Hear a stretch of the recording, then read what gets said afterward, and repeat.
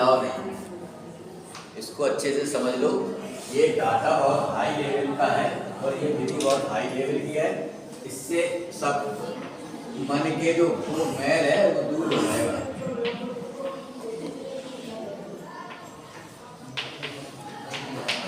चार पॉइंट, ठीक है। इसमें आपको पता था कि इसमें उपकरण है जो बाह्य और आंतरिक उपकरण है। इसमें मन, बुद्धि, अहम, ठीक है। इन दोनों के बीच जब बुद्धि एक्टिव हो जाती है तभी विवेक की शुरुआत होती है। विवेक चूड़ामणि जो ग्रंथ है, इस ग्रंथ में बहुत अच्छा तात्विक ज्ञान का बहुत जबरदस्त डिटेल है।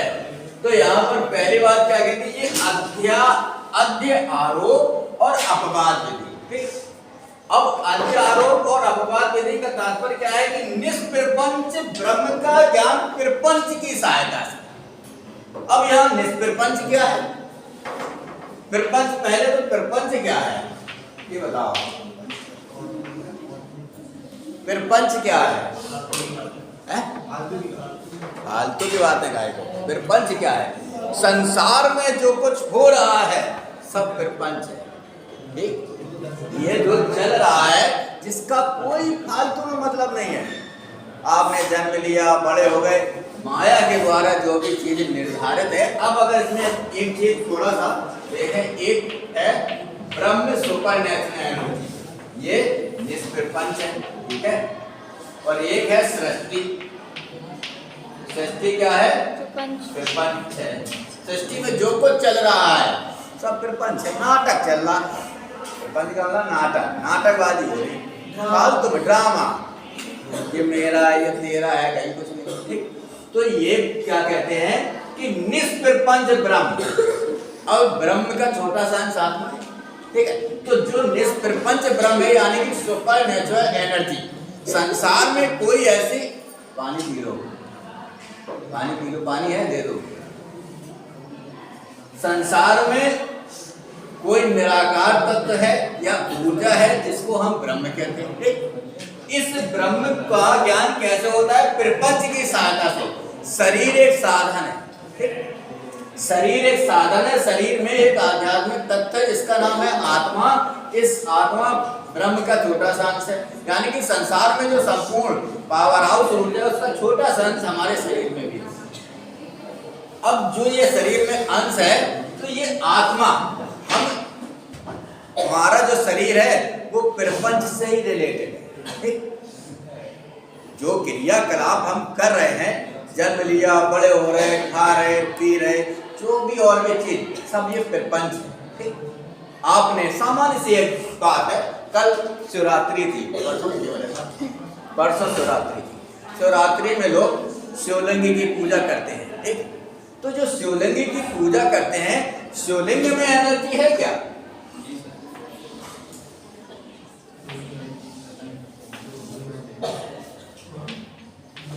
इस शिवलिंग में ये इसका आधार होता है, ये इसका ऐसा माना जाता है अकार, उकार, मकार, नाद, ठीक। ये जो अंडा जैसा दिखाई दे रहा है ये ब्रह्मांड है, ठीक। और ब्रह्मांड में ये जो पोर्शन है ये इससे निर्धारित है कि ब्रह्मांड, जो ये ब्रह्मांड है यानी कोई सुपरनेचुरल एनर्जी है ब्रह्मांड में, पता नहीं है कि नहीं है कि ब्रह्मांड ही है प्रकृति की पूजा से। तो जो भी एनर्जी है तो उसका ये आधार है कि यानी कि ये सृष्टि के संचालन की बात करता है कि ब्रह्मांड में सृष्टि चल रही है। हालांकि ये ओम का रूप है, अकार उकार मकार का, ठीक। खैर, तो जब आपने दूध घी जो कुछ चढ़ाया, ठीक, जब आप चढ़ाएंगे तो आपकी जो एनर्जी इससे टकराएगी, ठीक। और इसकी जो एनर्जी यहाँ से ऊपर जाएगी और फिर एनर्जी लेके लौट देगी, फिर वो हो सकता है आपके हाथ में आ जाएगा। तो निगेटिव और पॉजिटिव एनर्जी का उससे संबंध है, ठीक। ऐसा भी माना जाता है कि दूध चढ़ाने का तात्पर्य ये है ठंडी चीजों का कि ये जो ब्रह्मांड है वो ब्रह्मांड गर्म ना हो जाए। 100 साल में पृथ्वी का टेम्परेचर 1 डिग्री बढ़ जाता है, ज्यादा बढ़ेगा खर्चे ही हो जाओगे। तो ऐसा सृष्टि जल्दी खत्म ना हो जाए, इसलिए ऐसा उसके पीछे साइंटिफिक चीजें है। तो यहाँ पर आपने उसमें पूजा पाठ किया, जो कुछ चढ़ाना था वो मूर्ति पूजा वगैरह की। तो वो मूर्ति पूजा जो आप कर रहे हैं वो क्रियाकलाप किसके द्वारा हो रहा है? आपके शरीर के द्वारा हो रहा है। तो वो क्या है? सब चीजें प्रपंच, ठीक। जो चीजें हो रही हैं, वो चीजें जो आप कर रहे हैं वो माया से प्रेरित है, प्रपंच। लेकिन जब आप करते रहे तो कुछ समय के बाद आपको स्वतः ही अनुभव हो जाएगा कि कोई ना कोई सुपर नेचुरल एनर्जी है। तो सुपर नेचुरल एनर्जी के लिए तो हमारा शरीर है। इस शरीर के द्वारा जब आप क्रियाकलाप करते हैं, जब आपको अनुभव हो जाता है, तो तभी जब ये अनुभव हो जाएगा इस ब्रह्म का, ठीक है। तो प्रपंच यानी कि हम अपने क्रियाकलापों के माध्यम से जिन क्रियाकलापों को क्या कहा गया है, आर्य शंकराचार्य जी ने क्या कहा है, इसको असत्य कहा है, ठीक है, असत्य, इसीलिए प्रपंच को नाम दिया गया। तो यहाँ संसार में हम जो कुछ कर रहे हैं सब प्रपंच है, असत्य है, सत्य केवल एक ब्रह्म है, ठीक। तो संसार में जो कुछ हो रहा है वो माया के माध्यम से हो रहा, लेकिन उसी माध्यम से हमारा शरीर, मन और आत्मा तक हम धीरे धीरे क्रियाकलाप कैसे चलेगा कि जैसे ये हमने उदाहरण दिया कि आप सबसे पहले धारणा क्रिएट होगी, ठीक। मूर्ति पूजा या और भी चीज, संसार का कोई धर्म ऐसा नहीं है जो मूर्ति की पूजा ना करता हो, चाहे इस्लाम हो चाहे कोई भी हो, ठीक है। इस्लाम में आए मजारों को पूजने जा रहे, मूर्तियां नहीं है क्या है? मूर्ति का मतलब आधार। जब कलमा कहता है कि ला इलाहा इल्लल्लाह मोहम्मद रसूल, हमारे अलावा और खुदा के अलावा कोई इबादत के योग्य नहीं है, वहाँ का करने जा रहे हैं क्या है? इधर हम नहीं जा रहे, नहीं तो हम भटक जाएंगे, इधर जा रहे हैं, ठीक। तो ये जो भी आधार, क्योंकि पहले मूर्तियां नहीं थी, लोगों को जैसा समझ में आया उन्होंने अपना वैसा आकार बना लिया, ठीक। तो यहाँ पर आपने शरीर के माध्यम से, प्रपंच के माध्यम से पूजा पाठ का प्रारंभ किया, धीरे धीरे आपको आकार उकार मकार या एक तत्व का अनुभव हो गया कि हमारे शरीर में भी कोई आत्मा है, और आत्मा जस्ट का सुपर नेचुरल एनर्जी कोई ना कोई संसार में है, जिसे हम ब्रह्म या सुपर नेचुरल ऊर्जा कह सकते हैं, ठीक। ये अनुभव जब आपको हो जाता है तो ये अनुभव किस माध्यम से होता है? प्रपंच, ठीक।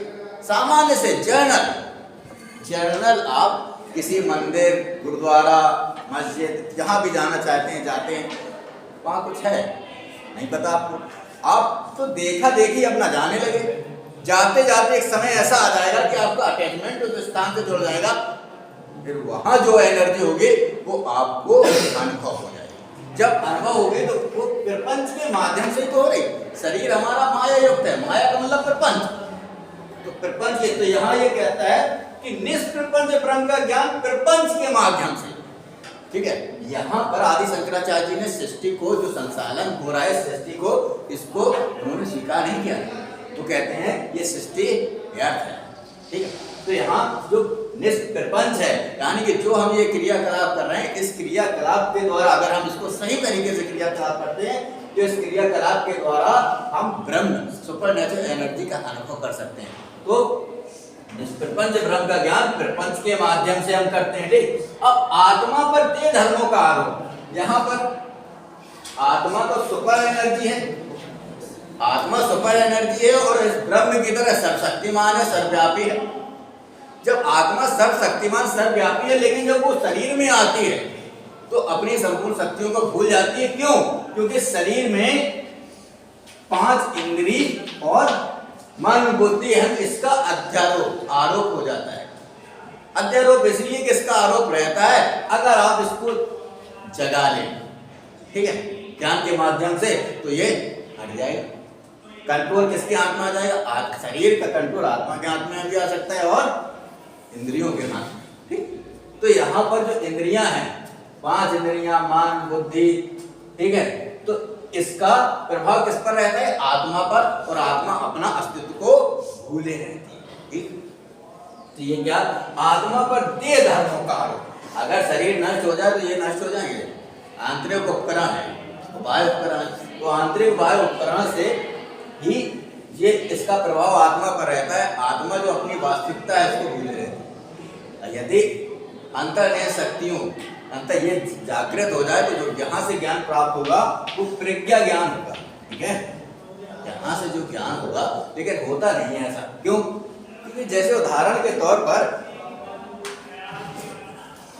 ये शादी का कार्ड है ना, आपने दूर से देखा कि ये शादी का कार्ड है, तो यहाँ पर आपकी जो चक्षु इंद्रिय थी, इस चक्षु इंद्रिय इमेज चेतन से अचेतन में गई, पता चला कि हाँ ये शादी कार्ड है, ठीक है। अब शादी का तो कार्ड है, लेकिन किसका कार्ड है, किस सन का कार्ड है, क्या कैसे पता चलेगा? उदाहरण, एक दूसरा उदाहरण, ये मूंगा है, ठीक। मूंगा एक लकड़ी होती है, मूंगा एक लकड़ी है, पत्थर नहीं है, ऐसा ही तो है। मूंगा एक लकड़ी है, पत्थर नहीं है। ये आपके सामने प्रश्न उत्पन्न हुआ, ठीक। अब इसकी जानकारी कैसे की जाए? ये तो सुनी सुनाई बातें हैं, देखने गए क्या जाते हैं। ऑस्ट्रेलिया में ज़्यादातर देखें जो मूंगा की चट्टानें होती हैं जाती है अंदर कि क्या है, लेकिन वास्तव में जब आपका ये डाटा आपके पास, जो मूंगा एक लकड़ी है या नहीं है, ये जानकारी करने के लिए ये डाटा आपके पास मस्तिष्क में आया, चेतन और अचेतन से डाटा, ठीक। तो ये चेतन के पास आया डाटा, चेतन किससे? अचेतन में गया, तो आपके पास जो डाटा होगा मस्तिष्क उतने यहाँ की शायद लकड़ी है, कंफर्म नहीं है। ये इंद्रियों से प्राप्त ज्ञान सही हो भी सकता है, नहीं भी हो सकता, ठीक। अब ये ज्ञान मन के पास पहुंचा, मन ने इसमें हजारों बातें बताई, यहाँ लोग मूंगा पहने रहते हैं और लाल होता है, सफेद होता है, और ये समुद्र में कहीं होता है, ऐसा सुना है, कोई समुद्री जीव हो सकता है। अब बुद्धि तक ये बात पहुंची, बुद्धि ने आगमन निगमन की विधियों की सहायता ली और फिर आप समुद्र में गए पनडुब्बी की तरफ, फिर आपने मूंगा की चट्टाने पेड़ की तरह होता है वो देखा, ठीक है। जब देखा तो आपको पता चल गया कि वास्तव में मूंगा तो एक समुद्री पौधा है।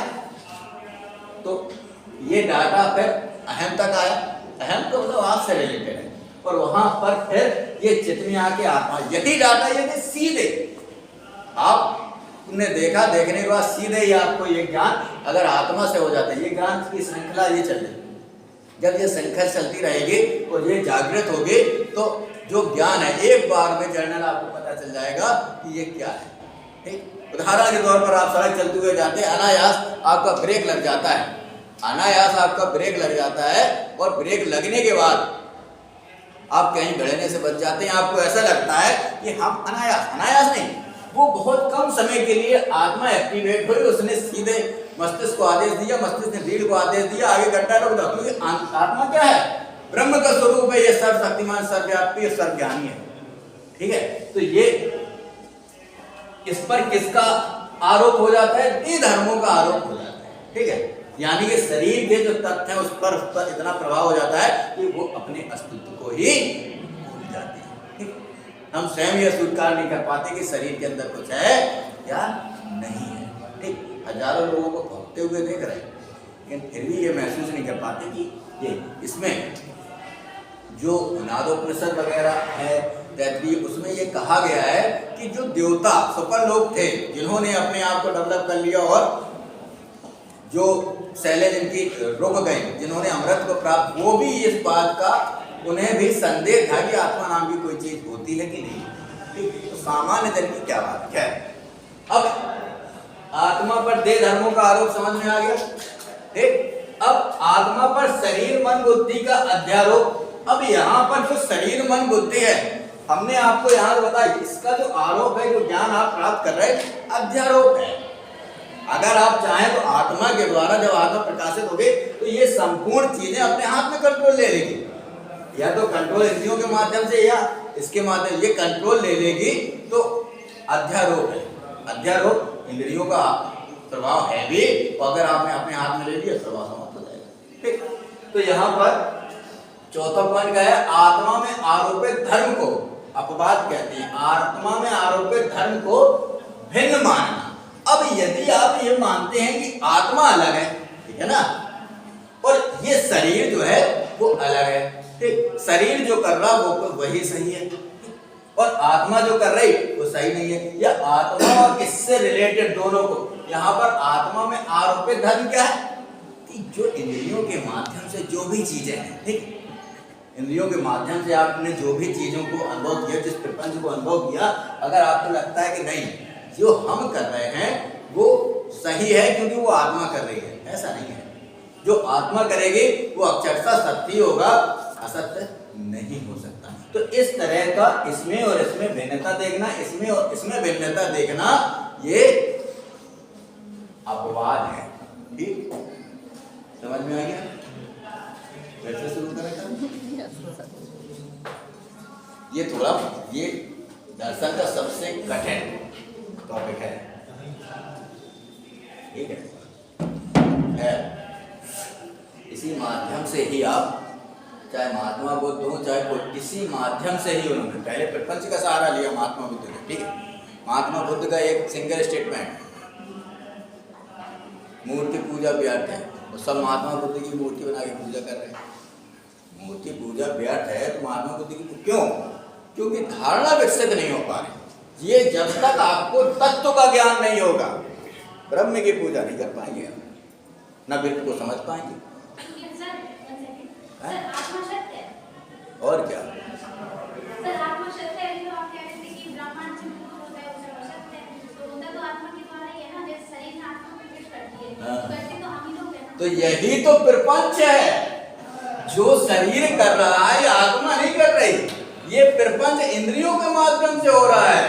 आत्मा निष्प्रपंच है, जैसे ब्रह्म की तरह, और आत्मा सुपर नेचुरल एनर्जी है। आत्मा के द्वारा जो क्रियाएं होंगी कभी वो गलत नहीं हो सकती। आत्मा के द्वारा प्राप्त ज्ञान ही प्रज्ञा ज्ञान होता है। तो सर, जो ब्रह्मांड में हो रहा है वो हो तो रहा है आत्मा के द्वारा, शरीर के द्वारा तो हो रहा है। जब वो सत्य है तो ये असत्य कैसे हो सकता है? आत्मा असत्य कैसे? आत्मा कहाँ कर रही है? आत्मा तो शरीर में एक ऊर्जा की तरह है। पंखा की चल रहा है तो उसमें जो इलेक्ट्रॉन है, इलेक्ट्रॉन, ठीक, उस इलेक्ट्रॉन के माध्यम से वो केवल मूवमेंट हो रहा है, ठीक। तो ये शरीर का जो मूवमेंट है, इस मूवमेंट में ये तत्व भी हैं, ठीक है। हम बोले वही बता रहे। जैसे उदाहरण के तौर पर एक गुरुजी ने कहा कि संसार में हर व्यक्ति के शरीर में भगवान है, तो एक भगवान, सबके शरीर में भगवान है। तो वो व्यक्ति सड़क किनारे जा रहा था, वहां एक मदमस्त हाथी आ रहा था, तो उसने कहा हाथी में भी भगवान है। अब उसने कहा कि हाथी भगवान के हालचाल तो पूछ लें। तो जैसे हाथी के पास गए तो मारी सूंड गिर गई। तो उन्होंने कहा गुरुजी ने गलत ज्ञान दिया था, हाथी ने हमें क्यों मारा? अब वो लौट के गुरुजी के पास आए, उन्होंने कहा गुरुजी आपने गलत ज्ञान दिया। आप कह रहे थे सब में भगवान है, तो ये बताओ हाथी के भगवान ने हमारे भगवान को क्या मारा? समझ आई बात? तो जो क्रियाकलाप हो रहा है वो इंद्रियों के वशीभूत हो रहे हैं, आत्मा के वशीभूत। आत्मा तो मात्र जो ऊर्जा का अंश है उसके माध्यम से, प्रपंच जो कुछ हम शरीर के माध्यम से कर रहे हैं सब प्रपंच है। जब आत्मा के माध्यम से करेंगे, लेकिन ऐसा जब आत्मा के माध्यम से अगर हो तो ये फिर आप सीधे ब्रह्म में लीन हो जाएंगे।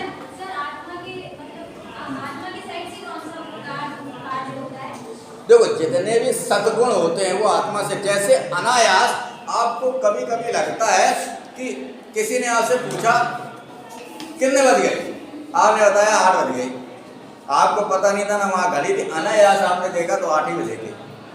वो कार्य इस तरह के कभी कभार 1-8% कार्य आत्मा के द्वारा निर्धारित होते हैं, ठीक। बाकी जो कुछ हम कर रहे हैं सब यदि आत्मा के द्वारा। अब हाँ,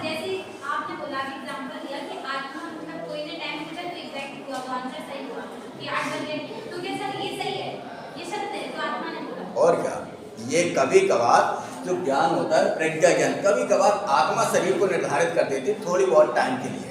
कहते हैं कि ये दोनों चीजें इस पर साइंटिफिक है। ये यहाँ 2 नाड़ियाँ होती हैं, इला और पिंगला, बीच में चलती है सुषुम्ना। कभी कभी ये दोनों एक साथ चलती हैं, उसे सुषुम्ना 24 घंटे में एक बार चलती है। कहते हैं सरस्वती जी विराजमान होती है, सरस्वती जी विराजमान होती कि नहीं होती, तो वो नाड़ी उसी दौरान व्यक्ति जो बोल देता है वही अक्षर से सत्य होता है, ठीक है। तो वो कभी कभार तो वो आत्मा से रिलेटेड है, ठीक है। कभी कभार शरीर में जो कंट्रोल कहें या शरीर से निर्धारित कहें, वो जैसे जैसे इंद्रियों का प्रभाव शरीर में होता जाएगा आत्मा छटती चली जाएगी। जैसे जैसे इंद्रियों का कम होता जाएगा वैसे वैसे आत्मा बढ़ती जाएगी, ठीक है। तो यहाँ पर शरीर में यही तो बात कह रहा हूँ कि प्रपंच के माध्यम से निष्प्रपंच, यहाँ जो हम जो क्रियाकलाप कर रहे हैं सब प्रपंच मात्र है। यदि निष्प्रपंच होता तो ना जातियां होती, ना वर्ण होते, ना कोई ऊंचा होता, कोई ना नीचा होता। जब अक्षरशः आत्मा उस सुपर नेचुरल एनर्जी का अंश है, सभी दर्शनों में इसी बात को की गई, तो फिर व्यक्ति में पैरेलल विकार कैसे आ जाते हैं? विकार आ रहे हैं तो उसका सीधा संबंध है मन, बुद्धि और इंद्रियां। शरीर इंद्रियों के अधीन है पूरी तरह से, आत्मा के अधीन नहीं। लेकिन यदि आत्मा के अधीन हम कर लें, ठीक, तो आत्मा इस ब्रह्म की जो सुपर एनर्जी है उससे प्रकाशित हो जाएगी, अपने आप ही व्यक्ति अमृत को प्राप्त हो जाएगा, ठीक, इस एनर्जी पहुंच जाएगा, ठीक। इसी को आप मोक्ष कहें, तो जो भी कहना है वो कहें, ठीक। हाँ, लगता है लोगों को कि जो हम कर रहे हैं वो आत्मा कुछ नहीं कर रही, ठीक। और यदि आत्मा को आप जानकारी, आत्मा को देखना है, ठीक है, तो आत्मा को देखने के लिए जब आप मस्तिष्क आंखों को बंद करेंगे, ठीक है, बंद करने के बाद जब आप देखेंगे तो एक सामान्य सा बिंदु दिखाई देगा, ठीक। उस बिंदु के पीछे आप पड़ जाएंगे, ठीक। बिंदु तो कुछ समय के बाद वो बिंदु ऐसे गोल गोल होने लगेगा। पहले बिंदु क्या होगा, ऐसे बिंदु दिखाई देगा, फिर बिंदु के आसपास गोल दिखाई देगा, फिर ये जो धीरे धीरे ये प्रकाश में कन्वर्ट होता चला जाएगा, वो प्रकाश बढ़ता चला जाएगा। तो आत्मा प्रकाश है, ब्रह्म प्रकाश है। शरीर से ये तो आत्मा को निकाल के चूहे में डाल दो, चूहे में चली जाएगी वो। अब चूहा जो कुछ कर रहा, कुतर रहा का आत्मा कर रहे हैं क्या? वो तो उसकी वृत्ति है इंद्रियों के अनुभूत, ठीक है, तो वो किसी में भी डाल सकते हैं। सर, वैसे मोक्ष की प्राप्ति सिर्फ इंसान के जन्म होने से ही मिलती है या फिर किसी और जन्म से भी? नहीं, ऐसा कुछ नहीं है। ये केवल जो जैन दर्शन है, जैन दर्शन में दिगंबर संप्रदाय को मानता है केवल कि स्त्रियां जब तक पुरुष नहीं बन जाती तब तक उनको मोक्ष प्राप्त नहीं हो सकता। ये गलत धारणा है, ठीक है। स्त्री पुरुष नहीं जानकर नहीं कर सकते मोक्ष की प्राप्ति? क्यों नहीं कर सकते? कुत्ते को नहीं हुआ, कुत्ता गया उधर। जैसे हम लोगों को तो आपने बताया कि ध्यान करना पड़ता है। जितने आपने जो, अब हम मिले नहीं है इसलिए पता नहीं है, लेकिन जो जागृत जैसे देवी देवताएं जो उस पे बैठते हैं जानवरों पे, तो उसके पीछे क्या है कि जागृत, जो शेर का जागृत आसन होना चाहिए। अब जागृत आसन पे शेर पे बैठे तो हमें खा जाएगा, तो इतनी तो क्षमता में है नहीं, ठीक। तो मरे हुए भी बैठ जाते हैं लोग, ठीक है। लेकिन जो देवियां लोग हैं वो जागृत आसन पर का आपका उन्होंने उपयोग किया। और जीवन में ये हमारे जीवन का अनुभव है। आपको अगर उस पर अनुभव करना है तो सिंह का, देवी के सिंह का एक मंत्र होता है, 3 दिन आप पाठ कर दीजिए, आपको स्वप्न में दिखाई देने लगेगा। 3 डेज में ओनली। क्योंकि वो भाई जब जैसे जो लोग 100 साधना वगैरह करते हैं तो मरे हुए के ऊपर बैठ जाते हैं, मरे हुए के ऊपर बैठ गए आसन बना के, ठीक है, तो वो जागृत हो जाता है। तो ऐसे ही जब जीवित शेर पर वो बैठे हुए, तो जब साधना होगी, जब आत्मा, हमारी आत्मा उस पर, तो जो मूवमेंट होगा इलेक्ट्रॉन का, तो उसके अंदर भी तो जाएगा, तो उसमें भी मूवमेंट होगा। आपने जो जन सामान्य में डॉग, कुत्ते होते हैं, कुछ कुत्ते आपने देखे होंगे वो अच्छी जगह पर ही बैठेंगे और रविवार को भोजन नहीं करते। आप 100 कुत्तों में देख लें, एक आध मिल जाएगा, आपको पता चल जाएगा कि भैया वो भी व्रत है तो कुत्ता ही है। अच्छा, तो तुमने कहानी से दिया। और बाकी जो एक उल्लू होता है उस पर हमने अध्ययन किया है। उल्लू, वो उस पर आप जब अध्ययन करें जो भी, क्योंकि कुछ चीज़ें ऐसा नहीं कि पक्षियों में वो चीज़ नहीं होती होगी, पक्षियों में भी होती होगी, जो हमारे यहाँ उनमें भी कुछ पैरेलल होता होगा है। जैसे हमारे यहाँ बड़ा आदमी छोटे खा लेता है, ऐसे वहाँ बाज छोटे पक्षियों खा लेता है। ये चलता रहता है संघर्ष, ठीक है। हाँ हाँ, बात बताओ।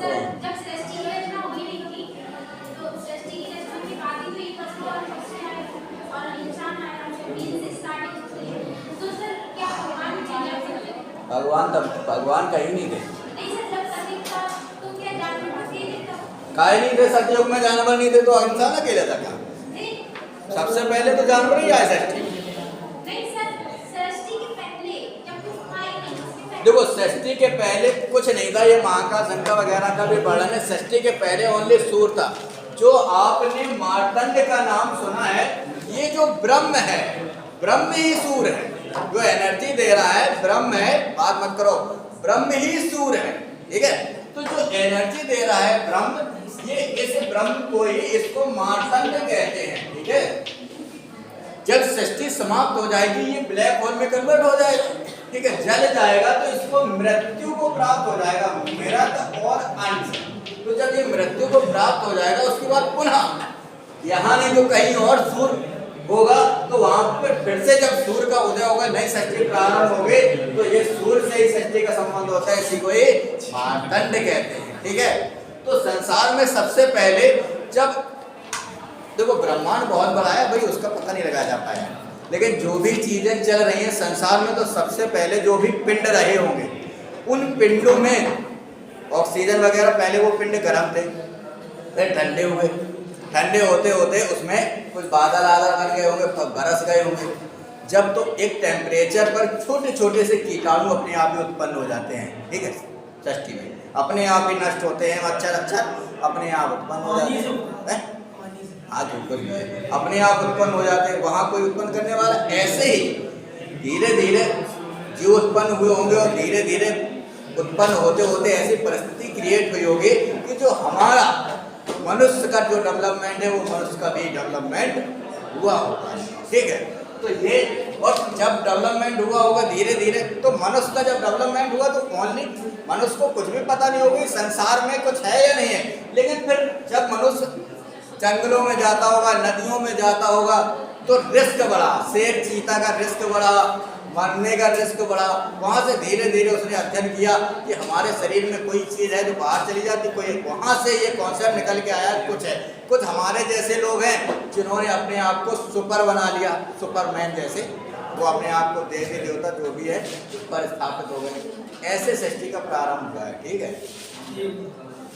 यही यूनिवर्सल